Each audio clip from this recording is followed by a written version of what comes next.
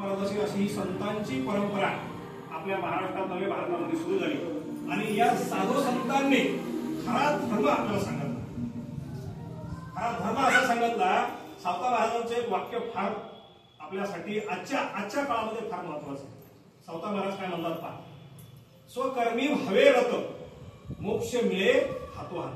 मग स्वकर्मी भावे रत हे जीवन सावता महाराज अगोदर जगले.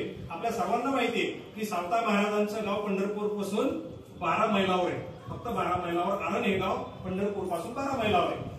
पण सावता महाराज कधीच पंढरपूरला आले नाही असं आपल्याला आतापर्यंत सांगण्यात आलं.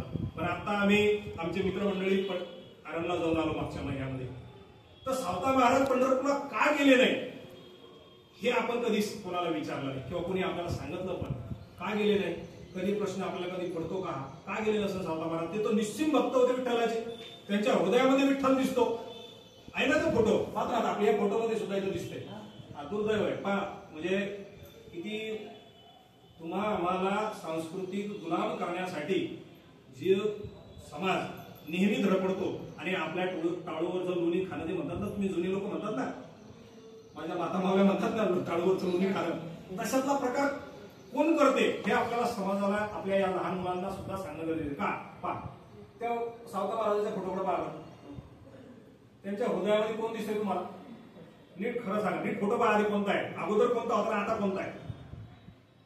तिथं कोणाचा फोटो पाहिजे होता? तिथं विठ्ठलाचा फोटो आहे. लहानपणीपासून मी तरी लहानपणापासून पाहत आलो आपल्या आजी पंजांच्या घरामध्ये जे फोटो होता सावता महाराजांचा त्याच्यामध्ये स्पष्ट विठ्ठलाचा फोटो दिसायचा. आता तो फोटो बदलला. आता कोण आणलं तिथं? कोण दिसतंय तुम्हाला? कृष्ण आहे का श्रीराम? राम आहे. रामाचा फोटो. मग बदल झाला कसा? मग त्यांच्या हृदयामध्ये विठ्ठल होता का श्रीराम होता? विठ्ठल होता. आणि तुमचं माझं सगळ्यांचं आराध्य दैवत या देशाचं या महाराष्ट्राचं आराध्य दैवत विठ्ठल आहे. म्हणून आज आपली गेली शेगावची पालखी आपली गेली विठ्ठलाच्या दर्शनाला. आरणवरून सावता महाराज पंढरपूरला आले नाही कारण येण्याची त्या काळात मुभा नव्हती. तुम्हा आम्हाला आपल्या समाजाला मुभा नव्हती हे सावता महाराजांनी त्यांच्या अभंगात दिलं. पहा तो अभंग तुमच्या समोर सादर करतो मी.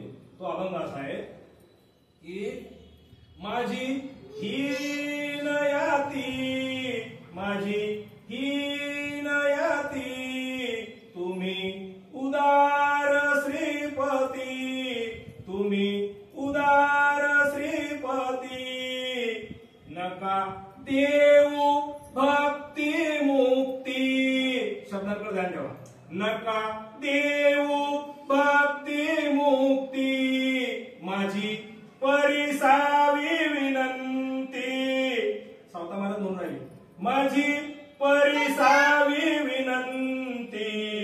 सावता म्हणे पांडुरंगा सावता म्हणे पांडुरंगा दुजे पण न्यावे भंगा दुजे पण न्यावे भंगा.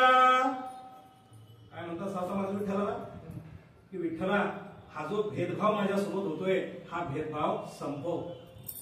म्हणजे आणि ती बी आख्यायिका किंवा तो इतिहास आपल्याला माहितीये. संत चोखा मिळाला विठ्ठलाच्या दर्शनाला आतमध्ये जाऊ दिलं नाही. म्हणून चोखा महाराजांची पायरी आजही पंढरपूरला तुम्ही जर गेले तर पहिली पायरी कोणाची लागते? चोखा महाराजांची लागते. त्यांना आतमध्ये प्रवेश दिला नाही. मग हे न देणारे कोण होते? आणि आजही तेच होते. आजही आपल्या मेंदूमध्ये त्यांनी एवढं घर करून ठेवलं एवढं गुलाम करून ठेवलं.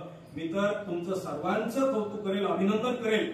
श्याम सरचं आणि ताईचं सुद्धा अभिनंदन करेल की खरोखर तुम्ही आपला जो हजारो वर्षापासून चालत आलेला जो देवा धर्माचा वारसा आहे तो वारसा तुम्ही खामगावमध्ये जतन केला.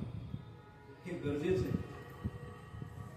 आणि हे आपला समाज विसरला म्हणून आज आपले फार हाल आहे प्रत्येक क्षेत्रामध्ये.